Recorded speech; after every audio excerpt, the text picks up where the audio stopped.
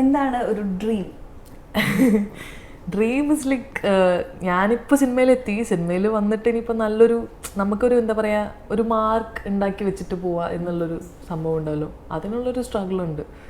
That will be obviously ഇതല്ലേ ആ ഒരു സംഭവത്തിലേക്കുള്ള ഒരു സ്ട്രഗിളാണ്, അതാവണം എന്നുള്ളതേ ഉള്ളൂ. എന്താ മരീന എന്ന് പറയുന്ന ആക്ടർ അതിന് വേണ്ടിയിട്ട് ചെയ്യണേ, നമ്മുടെ ഒരു ഡ്രീം സക്സസ് ആക്കാൻ വേണ്ടിയിട്ട്? What is that you are doing? C the thing is that കുറേ നമ്മൾ സിനിമകൾ കാണും, അല്ലാത്ത സിനിമകൾ കാണും.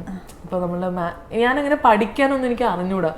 സിനിമയ്ക്ക് വേണ്ടി ഇപ്പോൾ ആളുകൾ വർക്ക്ഷോപ്സിൽ പോകുന്നുണ്ട്, അതെനിക്ക് എന്താ അതെനിക്ക് എന്തെങ്കിലും ചേഞ്ച് ഉണ്ടാക്കും, ഞാൻ പോയിട്ടില്ല അതുവരെ, ചേഞ്ചസ് ഉണ്ടാക്കുമെന്ന് എനിക്കറിയില്ല. പക്ഷെ ഞാൻ കുറേ സിനിമകൾ കാണാറുണ്ട്, ആളുകളുടെ മാനറിസം നോക്കി പഠിക്കാൻ ശ്രമിക്കാറുണ്ട്, അങ്ങനെയൊക്കെ ചെയ്യാറുണ്ട്. പിന്നെ ബേസിക്കലി ആളുകളുടെ അടുത്ത് പോയിട്ട് ചാറ്റ്സ് വയ്ക്കാൻ ഭയങ്കര മടിയാണ്. അപ്പം അങ്ങനൊരു പ്രശ്നം കൂടുതലുണ്ട്. പക്ഷെ അത് ഞാനിങ്ങനെ ബ്രേക്ക് ചെയ്ത് തുടങ്ങി. കാരണം എപ്പോഴും മമ്മൂക്ക പോലും പറഞ്ഞിട്ടുണ്ടെന്ന് തോന്നുന്നു, ഈ കരയുന്ന കുട്ടിക്ക് പാലുള്ളൂ, അപ്പം നമ്മളത് ചോദിക്കണം എന്നുള്ളൊരു ഇതുണ്ട്. അപ്പം ഞാൻ അതൊക്കെ ട്രെയിൻഡ് ആയിക്കൊണ്ടിരിക്കുകയാണ്.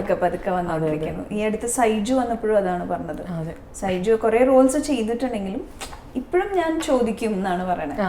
അതെ, എല്ലാരും ചെയ്യുന്ന ഒരു കാര്യമാണ്. പക്ഷെ അതൊരു പോയിന്റ് ആണ്, അത് ബ്രേക്ക് ചെയ്ത് നമുക്കത് ചോദിക്കാന്ന് പറയുന്നത്. അതൊരു സ്ത്രീ ആയതുകൊണ്ടാണോ അങ്ങനെയുള്ള ഒരു ഇൻഹിബിഷൻ ഉള്ളത്, അതോ ആസ് എൻ ഇൻഡിവിജ്വൽ ആണോ? അല്ല, ഇത് എനിക്ക് തോന്നിയിട്ടുള്ളത് ഇപ്പം ഓൺ സ്ക്രീൻ ഇപ്പൊ നമ്മളടുത്ത് ഒരാളെ കെട്ടിപ്പിടിക്കാൻ പറഞ്ഞാൽ നമുക്കത് സിനിമ നമ്മുടെ വർക്കാണെന്ന് തോന്നും.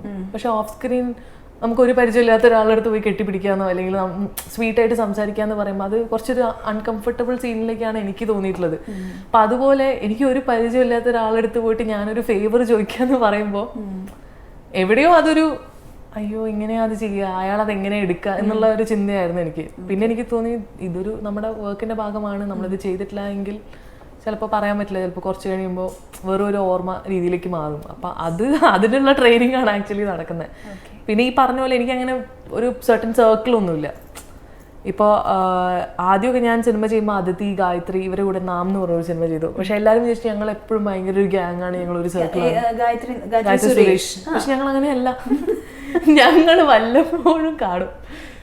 ഈ പറഞ്ഞ പോലെ എന്തെങ്കിലും ഇവന്റിന് വരുമ്പോൾ കാണും, കുറച്ച് നേരം സംസാരിക്കും, ഒരു കമ്പനി ഉണ്ടാവും, പിന്നെ അത് കഴിഞ്ഞു അങ്ങനെയുള്ളൂ.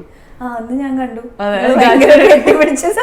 നമ്മൾ അളിയ ഇവിടെ ഇരുന്നോണോ, ഇവിടുന്ന് പോവരുത്, വേറെ ആരുമില്ല സംസാരിക്കാൻ, ആ ഒരു ഇതേ ഉള്ളൂ. ഒരു ഡ്രീം റോൾ ഉണ്ടോ?